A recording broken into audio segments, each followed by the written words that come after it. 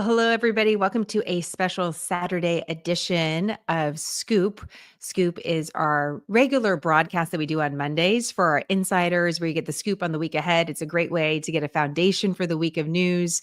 So then hopefully you can hear it and then leave it in the rear view mirror and focus on what you have to do in your life. I mean, that's really the goal of Smarter News, is that we want to give you quick, concise, nonpartisan information, because news is the story that we share together. You know, we could be in totally different states. As I see many of you talking on the live chat already, are insiders that are already on, Jeremy and Lola and Leslie and Amy. It's great to see all of you. You're in totally different parts of the world, and yet we're sharing a particular time and place together. And that's why the news really matters. And that's why you should be able to access quick, concise, nonpartisan information at your fingertips. So then you can turn and focus on your story, whatever that is. And when you can't get the news easy enough, then you're wasting all this time looking through the headlines, wondering what's going on. And that's the problem that we're trying to solve for you here at Smarter News. So thank you for your support. We often don't gather on the weekends, but I'm really excited for this. I do have a cup of coffee. Hope you have something cozy wherever you are. No judgment, whatever it is, whatever time of day it is that you're watching or viewing. For those live, I see it's a rainy day in a couple places in the country, which is okay, because that means hopefully, Jeremy, you're cozy in Oklahoma. And we appreciate seeing you here live for this special broadcast. So why we're gathering on a Saturday is we have a big unofficial national holiday tomorrow, which is the Super Bowl. And actually, just as I said that, you guys know every year there's that phenomenon, right? That the day after the Super Bowl is the day where a lot of people call in sick. We won't do that at Smarter News, okay? We are going to be here for you on Monday with our special scoop broadcast with the news.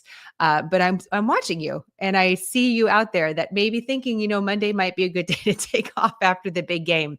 But the Super Bowl is a special cultural phenomenon in America, and it's an interesting one this year in particular. First of all, there's the economic stimulus that you can never ignore wherever it is. So this year it's in New Orleans. It's the 11th time that New Orleans has hosted a Super Bowl, and the U.S. Chamber of Commerce says that the initial estimates for the Super Bowl for the local economic impact is right around $500 million. So $500 million just to New Orleans alone. And think about the economic stimulus, just because you may, again, no judgment.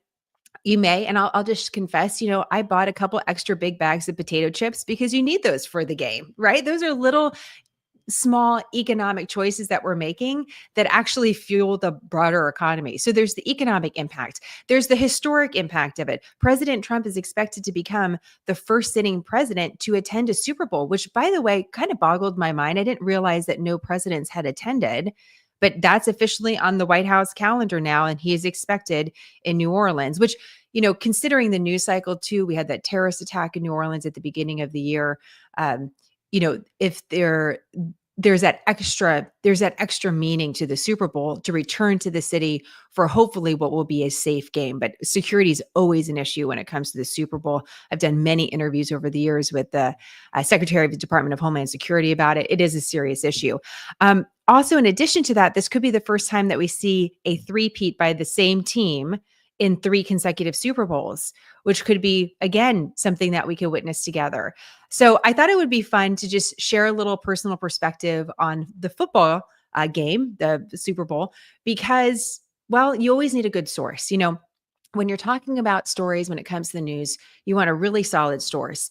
Someone that has experienced the game of football, maybe could provide a little unique insight, someone who was there at one time. That's what you look for with the source. A lot of people can talk about football. How many people have actually played in the NFL, played in a Super Bowl?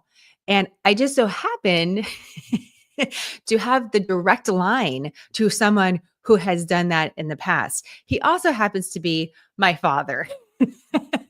So as I mentioned, I don't often turn to nepotism as a way of gathering sources, but I think in this case, this could be a lot of fun. And so standing by in San Francisco, California, to be introduced to our insiders here live and to many of you after is my dad, Bob Lee. Here he is on camera. I think this is the first time we've done a live broadcast, Dad, for Smarter News, because we've done this a couple times at the Super Bowl. But is this we have experience? I'm pretty sure we think didn't so. take live questions, so now you have me on edge. Don't I don't heard worry. wrong.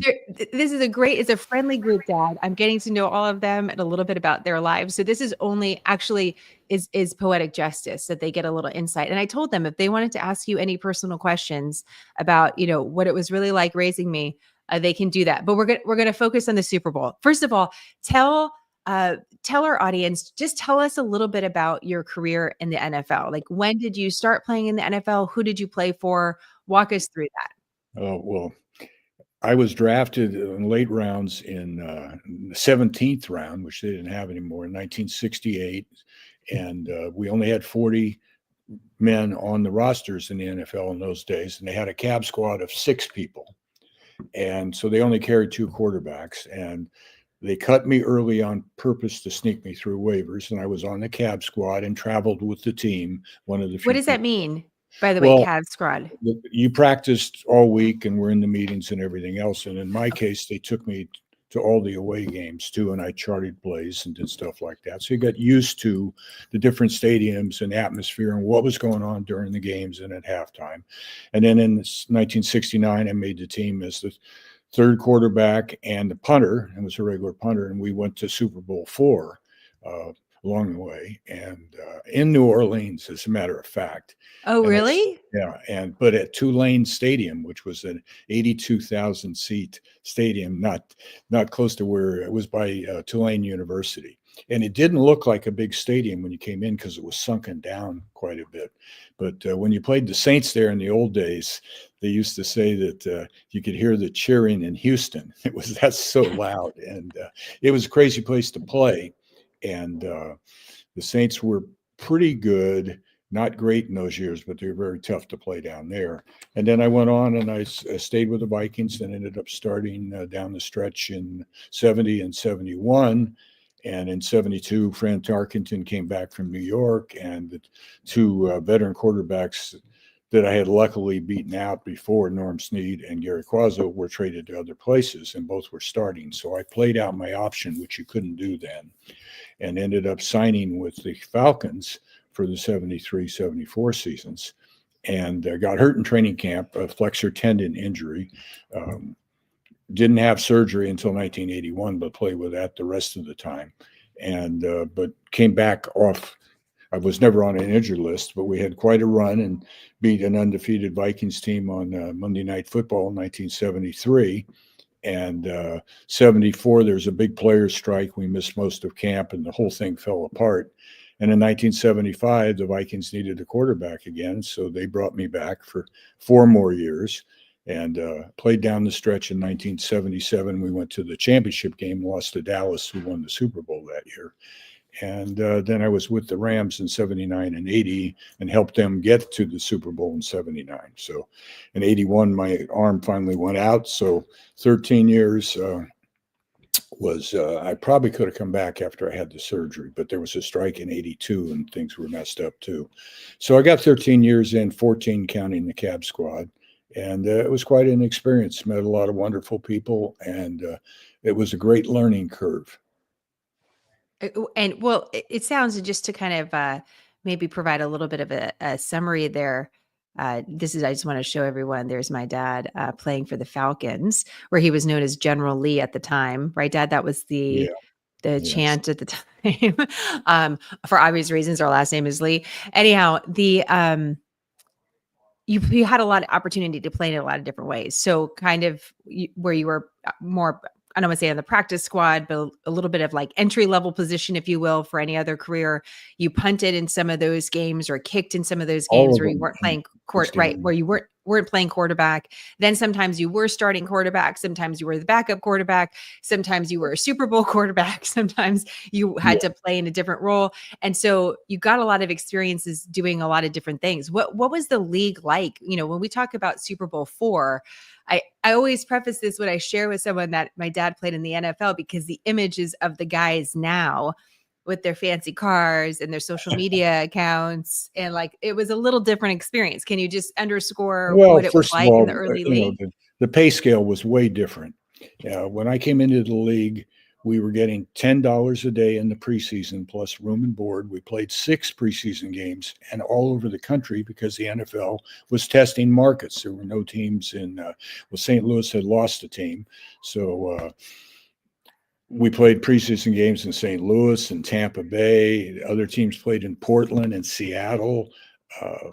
We actually played a game in the fairgrounds, and I'm trying to think of the name of the town outside of New Orleans, and it's where Terry Bradshaw is from. I can't think of the name right now. And it was the night that Jim Taylor, who went to the Pro Football Hall of Fame, was asked to cover kickoffs in a preseason game. And we saw him walk off the field, and he never played. A great guy, met him later in life. That's the last time he played. He was in the NFL Hall of Fame, but things But like it was that on happen. a fairground.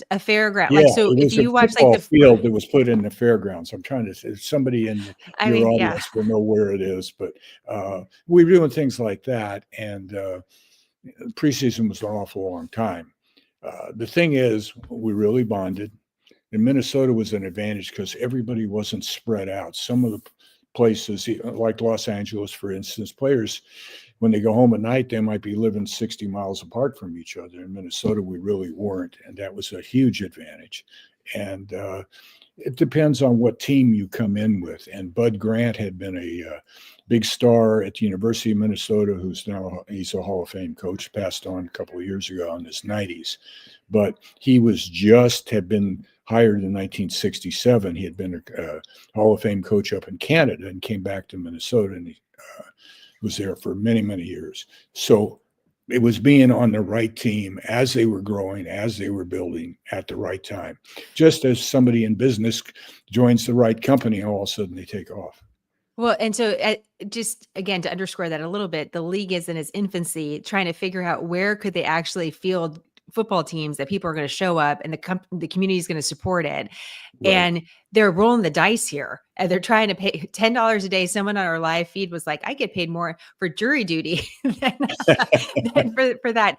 Russ is on our live feed, and he said, hi, Bob. I'm from St. Paul. I've been a Vikes fan since the 1970s. Loved watching you play, sir. So we got Russ. Thank you, Russ, for representing for the Minnesota area. Can you give us, you told me an interest, and I've shared this with our audience, about your pay versus mom's pay as a public school teacher. The first year. Yeah. Yes. I Tell made me about that. $9,000 counting the signing bonus, and she made 10 teaching school. We weren't married, weren't living together. She was in San Francisco and I was in Minnesota. And so we got $350 a week on the cab squad. I got $2,000 to sign a contract. And but didn't you also like teach in the off season sometimes? After I got out of grad school, I went back my first 3, the spring before I went into the NFL, I started taking graduate classes, and I took them in 1970 and 71 also, and a class in 1970 in Minnesota on Monday nights, which was the same year Monday Night Football started. So here I was going to it was a class that was recommended to me by one of my advisors at the University of the Pacific. So that helped me.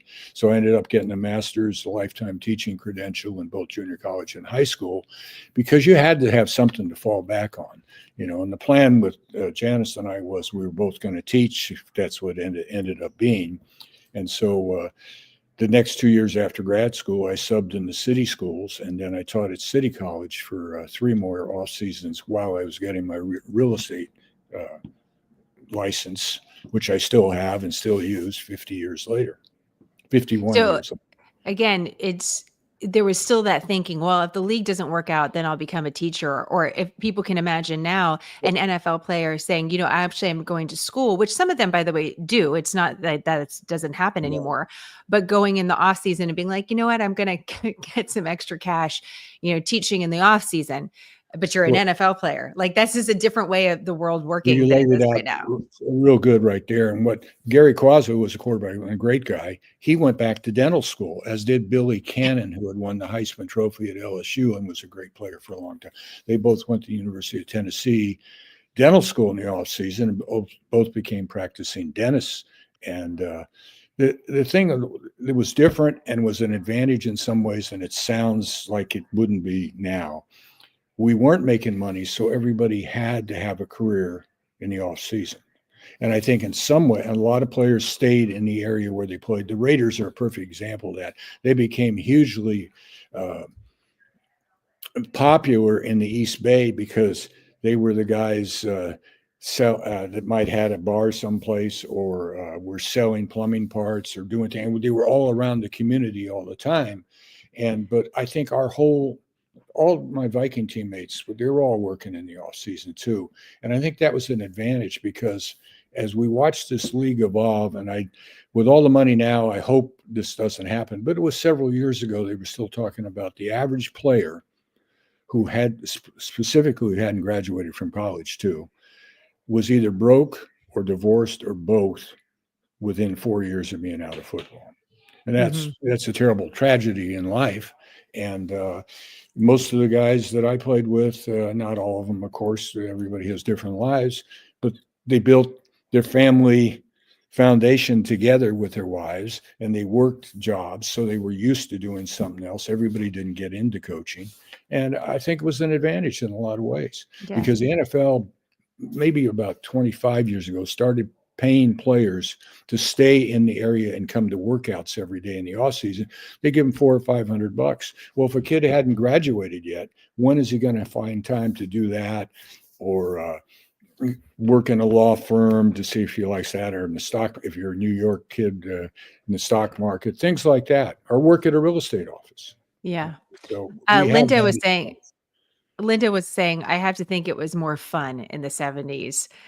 Your thoughts? Well, tell us, speaking of fun, why don't you tell Linda that story about the mosquitoes in Minnesota during the summer? Well, the young man that just from St. Paul will relate to this. We were at Mankato State, which is about 75 miles south of the Twin Cities. Nice facilities. And the deal with Mankato State was that we would have to put on a passing type scrimmage on a Saturday night to pay for the use of the fields and things like that. Is this in the off season or preseason? This is Bud's second year. It's 1968. But is it in the preseason, or are you guys practicing? Yeah, it's in training camp. It wasn't even in training camp. Okay. We hadn't even played a game yet. And so Bud agreed to do it. And the place is packed. It's a smaller stadium. It's bigger now. There's probably 10 or 11,000 people. There's standing room only around the stadium. And all of a sudden, in Minnesota, they make the joke about the mosquitoes, the state bird. And if you land at the airport to this day, they have flags up with a mosquito on it and all that. The mosquitoes were biting us through our uniforms. They're biting the crowd. And this would never happen today. But at halftime, we went inside. Halftime was delayed a little bit because they had a guy on a tractor with one of those mosquito sprayers, and he went around the whole edge of the field. Now imagine the people that were sitting there, and they're getting sprayed too, I would assume. And so then we went back out, and less mosquitoes, I guess, but literally we had blood on our white pants, and it wasn't from hitting each other. It was from getting bit by the mosquitoes. They never did that again. They never had that scrimmage at night. So there was, it could be more fun, but then also you were not getting necessarily the royal treatment that others may enjoy now, like huge indoor stadiums to practice. Well, I mean, you were playing in the snow and the mosquito weather too. My first start in the NFL was in December 5th of 1970. The college games weren't that late on Saturday, so it was a Saturday game the last 2 weeks of the season, and it was 5 below zero, and the wind was blowing. And we won the game to clinch the title against the Bears, and we went up to play the New England Patriots the next week, and Joe Kapp, who had been our star the year before, was playing for the Patriots. And I'll try to tell this story really quick, but we landed in Boston. We didn't practice there that day on Saturday. We landed, and it was starting to snow, and it was cold. And we went to our hotel, and we didn't know at the time until the next morning that they had tried to get the covers for the field after they had chalked it and everything while the rain and snow started coming in.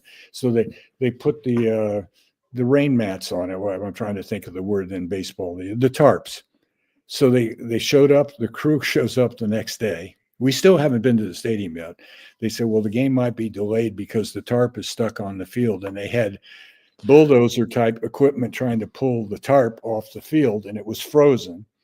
And our dressing rooms were in classrooms a block at Harvard. This was at Harvard Stadium where we played. So we walked in with the crowd a block away, and they were nice enough. It was the last game ever to be played at Harvard Stadium. We ended up winning the game, and they were lighting the benches on fire and stuff at the end of the game. And we walked out as a team. Nobody bothered us again, back to the classrooms. Most of us didn't shower because there weren't that many showers, got on the airplane and went home. But I told that story about Harvard Stadium. It's no cut on Harvard. That wasn't the ownership of the Boston Patriots, the New England Patriots today. They were still the Boston Patriots then. But that was the kind of thing that could happen. Yeah. So it's a little bit. I don't know if that would happen today, and I certainly don't think they would let the players just walk down the side of the road. No, we had artificial turf shoes on, so we're walking on the pavement and the sidewalks. And it's an interesting time. When did it change? Like, when do you really see, like, okay, this changed you could from see being it changing, when Monday Night Football came in 1970, and it continued to grow and grow and grow, and it was popular, and they added more teams, and the Vikings did very well. And if we hadn't beaten Detroit like 19 out of 20 times and they had beaten us, they'd have gone to the 4 Super Bowls and things like that. They had good teams too. But it was just, it was a different time. Technology wasn't what it is today. They weren't even taping like they do now, coaching sessions. So you see this stuff on HBO and stuff where they're showing the coaches during the summer. Yeah. And they weren't doing that yet. So we all took notes, and our offensive coordinator in Minnesota, Jerry Burns, he saved all my notes my first 5 years I was there. And I didn't know it till I came back. And it's one of the biggest compliments ever. He still had them so he could refer to notes about certain teams and certain things. Wow. And I'm sure he had other people's notes too, but it was just a different time, and it was a good time. And it was great to meet people from all over the country as your teammates. You talked about that a lot, that I want to get your insight on the behind the scenes of the Super Bowl. And maybe these things kind of overlap. One of the things you always said about playing in the NFL is that you were able to play with so many different people from so many different parts of the country. You all looked different. You had totally different backgrounds, but then you played as a team. And that was one of the best things about being on a football team. Absolutely. And Bud Grant was really part of that too. Now let's think about this, 1968, 69, 70, really good friend to this day, John Henderson, who was successful in business after he played with the Vikings. He had played with Detroit before that, and played University of Michigan. And when we were telling stories about Bud toward the end of Bud's lifetime, in the last 2 or 3 years, John told a story he told before. He had never roomed in the pros with a Caucasian. It was just, and it's, you wouldn't think that growing up on the West Coast and everything. The Southeast Conference in those years was just coming out of being all white. So it was a whole different personality. And the Washington Redskins used to get a lot of criticism because they were the last team to sign an African-American player. So it was just it's a way better time. You start thinking about all the great teammates you had. And in Minnesota, we're still all close when we see each other. Yeah. It doesn't matter where you're from, anything. Yeah. I can't even imagine that, like that time period. And when you place it back in like the 1960s and 70s in the United States and everything that was happening, socially, whether it was civil rights movement or the Vietnam War, what an interesting time also to be launching a league that then is going to have a lot of different people from the country, from a lot of different backgrounds, skin color, religion, all sorts of things on a team together. And when you think about the NFL starting during that time, it does make you think, there's so much politics involved in everything, Dad, as you know. And the NFL's gotten involved in that too, sometimes by choice. But when you Right. think about the origins of the league, trying to, we're going to put together this league, it's going to be about sports. And then we're really going to try to drive hard into sports with all these different people together, and hopefully bring people out to a stadium. It does give it a little bit different resonance than just, oh, it's just a football league. Well, that's a good point. And I still think about those times. And the other thing, I'll talk about Bud for a second because I learned from him. And he If you was the wanted coach, right? Just for people so that they could follow. Bud Grant is the coach. yeah, and now in Yes. the Hall of Fame, and again, just passed on at I think age 94 2 years ago, and alert to the end, and on a Zoom call with us a few months before that. And if you went to see him, if you had a problem, his door really was open. You might not like the answer, but you walked out of there knowing you got an answer. And it helped me in business, in real estate, when I was an athletic director at the University of Pacific for 5 years. Give people an answer. And if you don't have an answer, I really don't know right now, but don't give somebody a long-winded story that doesn't make any sense. And Bud never did that. And he had the respect of the entire team because of that. Mm-hmm. Claire So, wants to know, let me go back to one of the questions here. Claire sure. said, how did you get started playing football? I really didn't play organized football till I was a sophomore in high school. Pop Warner was a little bit too big for, thankfully. And I loved football from the beginning, and did locker room coverage for the Associated Press as I was growing up from about age 12 or 13 on, when some people didn't show up that were supposed to do it. Did it all the way through college when I could, if I was in the San Francisco area, which I was my last 2 years of college. And if I got back from a road game in town, I interviewed all the coaches and players in the NFL that came through Kezar Stadium in the old days, every single one of them, and the coaches anyway. And that was a great learning experience in itself. And But, Lindsay I wants just to love know, football. how did Excuse me. Lindsay wanted to know how you did it, because how did you get into the AP at age 12? She's Well, I didn't curious get about into that. it. My dad was the assistant bureau chief and news editor, and to save money, he used to go and work the Saturday games. And my mother was really the big football fan, more than my dad.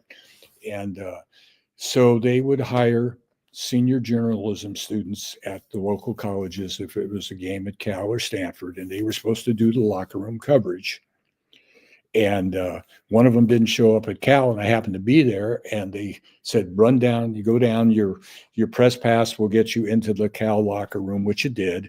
And I interviewed my 10 years later future teammate Joe Kapp, who was the star of the Cal team at the time, and then ran back upstairs. It was real important because there were 3 wire services: United Press, International News Service, and Associated Press, and they all had contracts with the East Coast papers.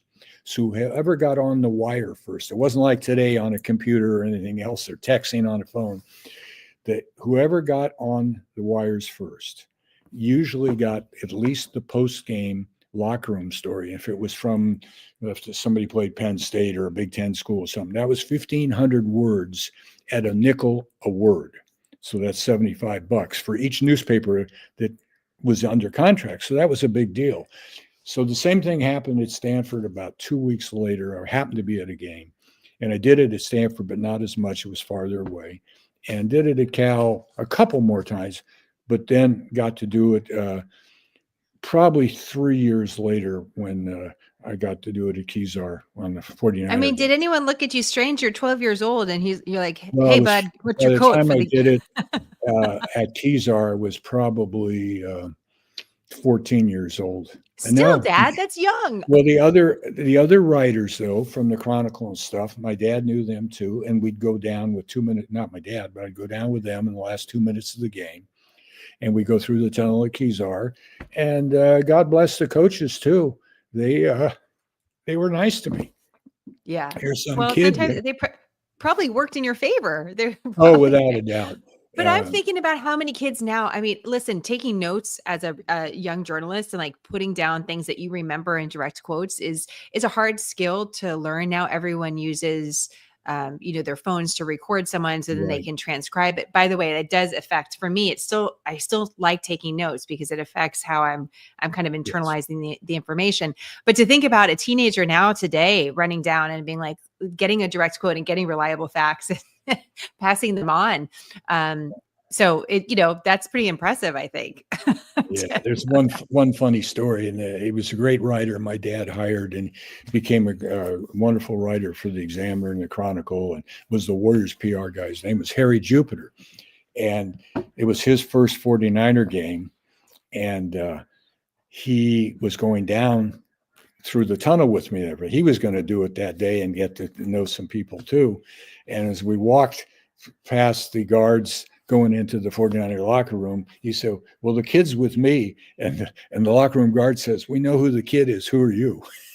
And so I used to tell Harry that story all the time too. It was a true story. And everybody knew everybody. It was different. It wasn't like it is today. It's the same people were there each week, and they were loyal. And it was a blessed time, really. Yeah, it sounds like it. It sounds like a really cool experience, no matter what age you're at. I have to ask you about the Super Bowl, and we have some questions about Patrick Mahomes, specifically from a young man that's also been a Scoop insider with his mom. So I'm going to get to that in a second, but just tell us a little bit behind the scenes. What's it like preparing for a Super Bowl? What's it like to play in a Super Bowl? Well, the first one we were in, there was only a week between the championship games, which was bad. The league switched that pretty quick. And this is an excuse why we lost to Kansas City. We had guys hurt in the championship game, and I'm sure they did too up to a point. But maybe it affected us more. The teams didn't know each other that well then, because I don't know if we had played, I guess we had played one preseason game against the Jets in Winston-Salem, where Wake Forest is now. They had built a brand new stadium in 53 weeks, and they had it there, and we played in a preseason game. But we didn't really know each other. And even though you're looking at film, it's hard to analyze exactly who's good and who isn't. And they beat us, and we deserved it. And it went to 2 weeks after that, which gave there's probably too much buildup because of 2 weeks. I'm sure the players right now, they're sick of being interviewed here in New Orleans for the last week and before that. But both these teams that are going to play tomorrow, they've been through this before, which is a huge advantage, because if you're a newer team and it's your first time, the coaches that know what they're doing, they'll tell you, get out of the ticket business. Don't do it. Let your tell your family you got to be sequestered with us. We can't. And they do most of their preparation now before they come to the site on purpose. You're saying as far as like, a better prepared situation. Yeah, how many tickets does each team member get? Who gets those tickets? Where are they staying? Speaking All of those tickets, last what? night on the TV, I saw it on ESPN, the Sports Center, about 11 o'clock last night. A ticket is $3,200, but the better ones are $6,400. I have a ticket from Super Bowl IV that I came across 3 or 4 years ago. I'll show it to you. Hopefully, I have $15 at Tulane Stadium to play the Chiefs in the Super Bowl. So things have changed just a little bit. Yeah, but the preparation, the big thing is keeping it calm. You look at Andy Reid. He the coach for the Chiefs. Yeah. Yeah, and I met him when he was a assistant coach at SF State in 1981 or 80. And a very nice guy, low key, quiet, and he sets the tone. You can see that. You can see his demeanor. I don't see him on the sidelines ever get really upset about anything, because he's already thinking about what he should do next. What's the counterpunch, so to speak, if he was a boxer? And those are the things. The younger teams that haven't been there before, you can get caught up in the circus, so to speak, of the Super Bowl, and it can affect how your game starts. The other thing Bud used to say is, the shoe manufacturers would come around. That was just really starting, where you would get money to wear shoes for bigger games. It wasn't like Michael Jordan's shoes and all that in those times. But Bud would say, don't take the money, because if you fall down and we lose the game because you're wearing a pair of shoes you weren't used to or never wore before, you've cheated all of your team. So, but he knew that. Kids were doing it anyway, where a guy shows up, and I don't want to name any names of shoes. Some, you might like a different shoe than I do, and that's fine, but you should have worn it all year. So not the same shoe, but the same brand and same size and all that. Because games were lost. You've seen even in these playoffs this year, a couple guys fall down at the wrong time, and it changes the whole nature of the game. So what are your thoughts about the Eagles then? Who do you think is going to win, Dad? I mean, I'm not, put you on the spot. Well, the other thing I saw last night was was tied as of last night for the lowest point differential. I guess Kansas City's a 1-point favorite, which means nothing. And what I would tell anybody in the general populace is all the prognosticators and everything, they have no idea. I mean, everybody thinks they're going to get the inside on who's hurt or who isn't. And now the league's they didn't used to do it, but you have to release who's hurt or questionable, where the coaches have to do that earlier in the week, and to keep things on an even keel. And I think it's going to be a heck of a game. These two teams played 2 years ago, and it went down to, I think there was a penalty on the Eagles at the end of the game. And so Kansas City got to run the clock out and get a little bit closer and kick the field goal to win the game by 3. Then last year, something happened, and they beat the Niners in overtime by 3 with a field goal. So you get to the final 6 or 8 teams, and everybody's pretty even. The thing about Kansas City that has been so impressive is they have won 17 straight one-score games over the last couple of years. So if a game was decided by one score, they've won it every time, 17 straight. Interesting. Does that mean anything? Probably not, but I don't know. It's an interesting stat, though. Okay, an 11-year-old football fan has this question for you. Do you think Patrick Mahomes is the greatest quarterback of all time? He goes on to say, I very much dislike him. and I'm tired of people telling me this. I don't have any more. His mother, Jennifer, sent this, and Jennifer has a great question too about concussions, which we're going to get to. But your thoughts, Dad? Is Patrick Mahomes one of the greatest quarterbacks you've ever seen play? He's obviously an outstanding player, and he seems like a good guy. I don't know why anybody would hate him. And he takes. Well, when you're 11, you have a lot of opinions. I have a 10-year-old, and that's okay. Patrick takes a lot of chances that other people might not take. He made a great play. Was it the last game or the game before, where he's falling down and threw a touchdown pass off balance? But the secret to being a good quarterback, and I told your younger brother this years ago, you want to be a good quarterback, be with a good team too, and with a good coaching staff, because I've been in both ways, and it's a heck of a lot easier when you have good players and good people around you and good coaching. So Patrick's obviously a very good player. What do you I don't know if he's the best all time. The young man up there in Buffalo is a great player too. I know. There's something about Josh Allen you can't help but root for. You're like, he'll get his. I hope he gets his chance in the Super Bowl. He will. Yeah. But they could have won that game 2 weeks ago. They kept trying that quarterback sneak where everybody's bunched in. And Josh how big is he? 6'5", 240, and he couldn't get into the end zone because it was all piled up. Andy Reid had a play later that was 4th and 2, and they cleared out the side, which is what the Chiefs do a lot. And he cleared out the side, went the other way, and threw a little pass in the flat, and it went for 12 or 14 yards. So they didn't keep trying to do the same muscle thing. The same 11-year-old football fan wants to know, what's the best throw you've ever thrown? Is there one that you can think of? I want to say there's so many great ones. I don't know. Yeah. But I know. memorable wise was a play against the Vikings on that Monday night in 1973. They were undefeated, and somehow I came out. I was getting sacked and got away and rolled to the right and spotted our fullback who had gone down the field, Eddie Ray, and threw a touchdown pass before the half. So that's probably the most memorable. I don't know if I have a favorite one, or you're just happy when they're completed, no matter long, Yeah. short, medium, or anything else.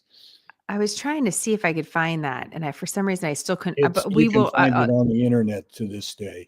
It I'll was have to voted the find it. greatest scramble in the history of Monday Night Football 20 years later on the 20-year anniversary. And I didn't get to see it. I was on an airplane at the time. I've since seen it, and there's a Falcon highlight film that's out there that it shows it too. Okay, cool. But Well, that I'll was try a to. luck out. Let's just it was a luck out deal too. The Well, same play that, could have happened a bunch and might not have gotten away from people. Tripped coming out of it, and it made it more dramatic than it really was. Jennifer, this 11-year-old's mother, wants to know, did you have any concerns about getting a concussion or other injuries when you were playing?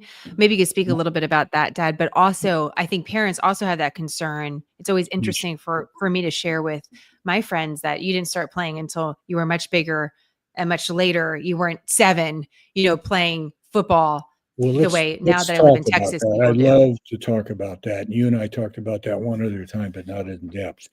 I got knocked out twice. Once my senior year in high school when a guy knocked himself out. One, I was punting. And I didn't get knocked out, but in a game against the Niners in the snow with Minnesota, the ball was snapped on the ground and it was skidding. And I could hear thump, thump, thump as I went to pick the ball up. And as I looked up, real nice guy from the 49ers, Woody Peoples, was a guard, hit me face on face mask. And I blacked out for a minute, but I wasn't out and I knew where I was. The one in high school was worse. So, about concussions, yeah, I was lucky because I didn't start playing early. Secondly, when I started playing, we were getting our helmets fitted. I think the most important thing for high school kids, and there are much better helmets now too, but we're all growing. You're all changing. I would here. I'm an ex-professional athlete. I've said this to groups before. I wouldn't let a young kid play tackle football, organized or otherwise, right now. Wait till their brains have matured, their bodies have matured some, and if they still want to do it, then it's a great game. There's great So things you're about saying it. high school? Are you saying high school? You won't let Yeah, them I'm to play saying at high school, freshman or freshman high 7th, school. 8th grade? What do you think? It's just all states have different ideas of what's the right time to do it. I'll give you a perfect example. One of the teams I was on, uh, high draft choice, and they used to have all-star games in the summer where the all-stars would play the defending championship. It was in Chicago for a big charity. And this young man played in that game, came to our camp for a couple of days and disappeared for a week. And the reason when he came back, he apologized to everybody. He was a heck of a player. He had been an offensive lineman since he was 7 years old. He was now 22. It's a way different game when you put your hand in the dirt than it is when you're throwing a ball to somebody and catching and all that. So he already had, at 22, 15 years of organized football at the highest level in college, too. He came back and ended up playing 7 or 8 or 9 years, was a real good player, but he needed that adjustment period to he couldn't have, he had no break for all those Yeah. years, probably. And I'm not Well, talking you about. definitely see kids playing a lot, playing year-round sports now. Mhm. The feedback that I've received as a mom with a 10-year-old boy is the argument from some, I will not name names, but friends that are talking about this, is that, oh, if you teach them how to play tackle football early and you teach them the right way, then they are not going into high school, tackling people the wrong way or doing things wrong. Like, try to teach them younger the right way to play. And that somehow that prepares them better when they're older. What do you think about that? Possibly, but it's the luck of the draw on whether or not you get hurt along the way, or uh, I give you a perfect example. I was at a game with your younger brother, and he was a sophomore in high school, and we were watching two other teams. One was going to be an opponent 3 weeks later. He just wanted to go, and we go see a half because his game was the next day. Well, behind his high school field were all these little teams, 7 and 8 and 9-year-olds, 10-year-olds, and coaches are making them do crab crawls for 50 yards and hit each other and do the Oklahoma drill, which is a one-on-one, the ball snapped and you got a tackler and a blocker and all that. And they were just, I turned around to Zach. I said, look at I can't believe this is happening. And then those little kids were allowed to run through at the start of the high school game, through the big, paper that was across the goal line, and they'd run through and lead the varsity team onto the field. How many of those kids are going to end up playing football even in high school by then? They were getting, I don't want to say brutalized, but it was a tough time. And Yeah. you better be with the right coaches at the right time that know what they're doing. Just for our audience, my dad started playing really in earnest football in high school. My brother started playing football in earnest in high school. He became a Division I quarterback. My dad became a professional athlete. So just for those of you who are thinking of waiting, we have two good examples in our family where waiting didn't seem to hurt them, and actually maybe even helps because there was less wear and tear on their bodies, and a little bit more maybe energy coming into it too, as you're saying, Dad. Jeremy wanted to know, as a former pro player, do you still love to watch football, or is it less interesting Yes, because I of the do. way it's I like changed? to watch a variety of it, though. I don't want to just watch all pro games and nothing else, but I'm not glued to the set every waking minute that it's on. But I do like watching the playoffs and watching the bigger games and seeing what they're doing different and what they aren't doing so different. And the kids are bigger and stronger, faster now. The fields are way many of them are artificial turf, which I don't think, that's why the impacts are greater. So you got bigger bodies running faster and hitting each other, and chances for injuries. I want to take it one step further if I can. A lot of, and you experienced this as an athlete in high school too, travel teams. Girls have the softball teams, and boys have the baseball teams. And I see these parents now, let's say it's a California team. This actually happened when I coached your brother's summer baseball team in high school when they needed a coach. We didn't get a kid that should have been with us. He went and played on a travel team because they're going to play in Kentucky and Tennessee and someplace else. But he should have been at our level. It was better baseball, and it were older kids, and he was just under the age limit. So he had a great summer. He came back, and he didn't make the school team. And he was a good kid and good family. So he spent all this money to do you can usually find pretty good teams to play against in your greater surrounding area without.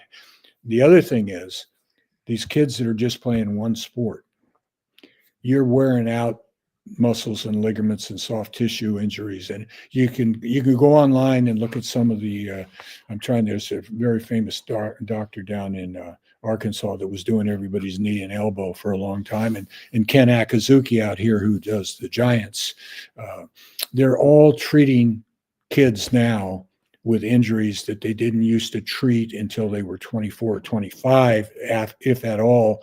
And they're kids 12, 13, 14 years old. And if you're a women's softball or a girls softball pitcher in high school, and everybody says, oh, it's underhand, you can throw 3 games in 2 days.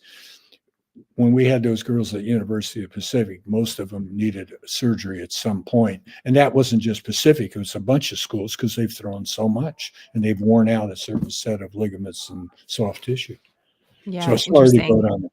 down. No, I think it's important because I think as a parent, you want to give your kids the best and you want to give them variety. And if they love something, you want them to explore it. But, it's a huge commitment and it's disruptive to the family at times. And although there's joy in it, you just want to, think about how much you're investing time in one sport with one kid for one thing. And, Well, here's the other thing. And I don't know Joe Theismann well, but I ran into him at a NC2A event years ago. And we got in a conversation about this. And he said, Bob, you know what we all did? We cross-trained without it being called cross-training, because we played baseball in the spring and football in the fall. Some guys played basketball in the winter. So we're using different muscles for different things. And in the end, it was cross-training. Yeah. And you're not, if you're a good athlete, you're not that far behind the guys that did it year round. Lindsay wanted to know, how common was it for a punter to also be a quarterback? For a what to be a quarterback? A punter to also be a quarterback when you play. There were 3 of us that did it in the league in 71. And I'm trying, Dan Pastorini was with Houston, was one of them. I was the other one. And then there was a third guy with either Pittsburgh, was an Ohio State quarterback. I'm trying to think of his name now. There's only 3 of the 28 teams or whatever it was then that were still doing it then. But the rosters were smaller. There were probably 43 guys then. So if somebody did 2 things, it saved a roster spot. So we could carry 3 quarterbacks because I was punting and playing quarterback. And many of our starters played special teams, which you don't see as much of now. And I think you'll get a kick out of this, Dad. I was at a football game for my nephew, and he plays in more of like a rural Texas, high school league, but still, yes, you see, but what you probably didn't see is one of the guys from the opposing team when I was there. They had a band, there was a marching band, a small one. I mean, when we say marching band, we think universities, but like a small one that was on this really actually great football field, that a lot of the Texas high schools have amazing football fields. And I'm looking out and watching this band, and I see that like one of the linemen is in his uniform playing an instrument, doing the marching band. And my husband said, oh yeah, many of us had to do that. Like what his coach in high school, his wife was the choir director. And so all of the boys had to also be in choir, and some of them had to do it. So I love seeing that. I thought that's the coolest thing I've seen, is this big high school football player. I don't know what he was playing, but it was, drums, flute, trumpet. I don't know. He was marching right. He didn't get to go to the locker room. I thought it was interesting. Watch really his career. We might see him on the Grammy Awards or whatever. Yeah. He could be like, thank you to my high school football team that allowed me to moonlight. Yes. And the band. All right, Dad. Well, you've been very generous with your time. I'm going to let you go and see if there's any final questions from our live audience before we do. Well, how about a quick personal question? How crazy did you think your daughter was? How crazy did you think your daughter was when she said she's not returning to broadcast news, but launching her own nonpartisan news platform from her kitchen table? An easier question than that. To all you parents out there, first, when Jen was playing in high school, the best thing I ever did when I went to the games was on the way home, just shut up and listen. Oh. She was either happy about something or not. It just let her spit it all out. And that was the learning curve for me. But I loved what you did in broadcast news. I love what you're doing now, if you're happy doing it. And that's more important than anything. Yeah. Well, thanks, Dad. I am happy doing it. It wasn't easy, though. And I do want to share with our audience that I think there were many a wary glance of, I'm sorry, what are you doing? We're going to leave broadcast news and have this major life switch. And admittedly, in a lot of ways, I didn't really realize it. I knew what I was doing. I didn't really understand the impact of it in many ways. And I think I just sort of have fully understood what a risk that was. And I'm glad I did it. But all the different second and third order effects that I didn't know were going to take place because of such a massive switch. But as but that was a tough time for you because you just had your second baby and a lot was going on. And, it was whatever a you lot going wanted on. was more important. And the network I was at had imploded. The whole Me Too movement had happened. It was the first year of President Trump's first term. But more than anything, I had for years heard from our audience that they did not want more screaming on TV, that they could not hear what was happening, and they just wanted the news. And I just thought, why can't we deliver that to them? It seems like a really obvious thing. In any business that isn't listening to their customer and doing the opposite Right. is a failing business. And I think actually we're starting to see that more. I mean, now everyone's talking about the media more and more and more. And obviously the pandemic and some things that we couldn't have even imagined at the time have brought that up. So, um, but I do think there's a lot of things that I learned from being an athlete and the discipline that it took. It's the practice and practice and practice. We used to go out in the fall. We lived on a really busy street in San Francisco, but we'd walk the street over. We'd play catch with my dad, like in the middle of half times, watching football games. And we would just drill. We would drill all the time, Dad. It was one of the great things that you taught us is we just go play catch. We would drill. I would go down and shoot 100 free throws all the time because Not on I my knew it. demand, I might add. No, Have to not in your demand, but like it was the idea of practicing. And I honestly think that the endurance that it's taken to continue to work on this platform is because I've learned to be uncomfortable for a long period of time and just sort of power through it and continue to believe that winning is possible. There's going to have to be an end to that at some point, but I do think the discipline from sports specifically has helped me in invaluable ways where a lot of people aren't willing to work that hard. When I was a young journalist, like working overnights for $12 an hour, a lot of people just simply would not do it. Right. So that's how I got in. I mean, it was just like, oh, I would just show up. And not until I was an adult, and quite frankly, not until the last several years, did I realize that showing up and being on time was like 90% of getting the job, because most people don't do it. You sound like Jimmy Johnson, the ex-Cowboys coach. That was his number one thing: show up on time and do the job, and everything else will be crazy. But also about sports, the thing you learn is the sun is going to shine the next day after a big loss or something. That life is going to go on, and you have to persevere. Yeah. And that goes full circle. You have to also invest in your own story, right? It's just part of it. The sports is part of the story. It's not the story. And so that's one of the great things about watching the Super Bowl. We have a lot of triumph, we have sadness, we have all of it in one period of time. And then the season's over. And if someone goes to Disneyland and someone does not, yeah. And then we just move on. But it's a good excuse to have some, queso and chips and enjoy a little bit of American football. So, well, thanks, Dad. I appreciate this. I think our audience has already expressed some thanks. Ashley saying this has been an excellent interview. I'm thankful for you and your dad taking the time to share both of your experiences with us. So we appreciate you guys as well. Thank you so much. And I hope you guys found this helpful. I'm sure my father will periodically appear on demand if his schedule allows, about any number of sports issues.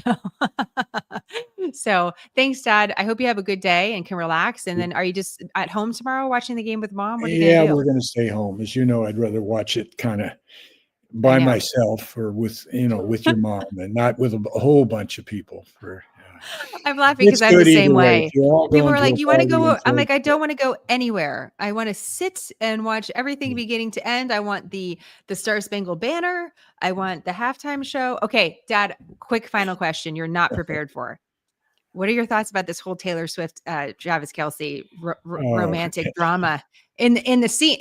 Are you mad about it? Follow it too much, but how about, I don't know how many of your people saw it. It was out here that what's Kelsey's brother's name, who was playing for the Eagles, was a great player. Jason Kelce. Jason. And he has his own little show, and he's doing guest appearances. Quite a big show, yes. Well, they had some contest or something, and he showed up in New Orleans this week with 17 other guys that were dressed like him and had the same beard and everything. And they showed it on TV, and I was riding a bike over at the Correct Center at USF, and it came on the screen. I didn't know what they were talking about. It was kind of clever, but what am I going to say about Taylor Swift? You don't have to say anything. You don't have to say anything. What I should have led with is distractions that you have experienced from players dating the women that they should not date. But I would never do that to you because I wouldn't. I know you are a man that would not appreciate that. But I think you probably have experienced that. No, I'm saying in the past you probably had teammates that were distracted by women that were taking them off their focus on the game. The only young guys doing that, right? It's not just football players, my dear. I know. life is what it is, and it's a side story to this whole thing. And the one thing about Kelsey, let's just leave with a football comment. If you watch him, he has great spatial awareness, which is what I said to Leif's writer to your nephew, the quarterback. That Yes. Good quarterbacks, Mahomes has it too. A lot of guys, they're aware of what's going on, and you can see he and Mahomes. Yeah. They know what the other one's thinking, and that's why Kelsey had a terrible year this year. He only caught 97 footballs. That's probably the leading tight end receiver again, or close to it. And he's like number 4 all time in receiving catches anyway. So the guy knows what he's doing. It doesn't seem to have bothered him. All the side stories. I'm sure it has, but good question at the end, Jen. But just wanted to throw a little curveball your direction. All right, Dad. Love you. Thank you so much. Love you too. Thanks for having me. Bye-bye. Okay, bye. I mean, I had to ask, what is that like? You got some girl in the skybox being a distraction or an economic stimulus? I don't know. Bringing more people to the game, or is it distracting? The NFL had that huge blowback during the first year of their dating, that she was a distraction and that fans did not like it when they showed her in the box. Well, listen, in some ways it just feels, and maybe it's just me, I felt a lot of joy watching football this year and college football too, in a way that I haven't. And I think it's because, with the pandemic and everything that was going on, there was a lot of politics that seemed to get in the game, and people were making political statements when you were trying to watch a football game and have a brain break. And it just was sort of like a different time. And it feels like hopefully, the game can just be the game. Sounds crazy, revolutionary. I don't know if you guys can hear it, if it's getting picked up on the microphone by a kid screaming upstairs. So I'm sure they're fine. They will be. Do you hear that? Is it getting picked up? I don't know when I'm going to walk back into, but I was happy to spend a little time together with you. So thank you for the time today. Hopefully you get to relax this weekend and got some insight on football that you wouldn't otherwise have, and a little bit of a personal connection now. And I appreciate sharing this little something extra for you. That's what this is about. The news, quick, concise, nonpartisan news, and a little something extra now and then with some of our guests. So lots to think about there. We'll be rooting. I'll just be rooting for the game tomorrow. I did bring this up on our Insider podcast this week. The Eagles are having a moment. The Associated Press had this huge article about the eagles, the bird, actually coming back from the endangered list. And that, President Biden, one of the last things he did in office is make the eagles the official national bird. We all thought it was, but it wasn't officially. So he made it official. So then this would be like the third thing. Things happen in threes. Do the Eagles win the Super Bowl? You see what I'm going? I'm just saying, I feel like there might be momentum there, but also it would be fun to see history made by the Kansas City Chiefs. So Megan said, I heard nothing until you pointed it out. I'm sorry. I couldn't help it. It's just so loud in my ears, but this is usually a really good mic where I can just talk into it and that's all you hear. All right, guys, have a great Saturday. Enjoy your weekend. I'll see you with Scoop for our insiders on Monday at noon Central Time. We got a bunch of news to already work through. And by that time, we're going to have a winner for the Super Bowl. So looking forward to that. And if you're home, sick, we expect to see you on Scoop for our broadcast on Monday. But thank you for your support of quick, concise, nonpartisan, smarter news. You're a joy to serve in the news business. Thank you for being part of our family, and we look forward to seeing you soon. Bye, guys. Thank you for believing in quick, concise, nonpartisan, smarter news. Every time you join us or share or save our content, you help us build a solution in news, and we are so grateful. We have a few other ways you can support our mission, from joining our insider community Scoop, to shopping our gear at our SmartHER shop, to just telling a friend. The best way to do any of this is to visit smarternews.com or follow us at SmartHER News on social media. Don't worry, we put all of this in the captions so it's easy for you. Plus, we added our email just in case you want to drop us a note. We always love hearing from you. Thank you for helping us deliver news smarter.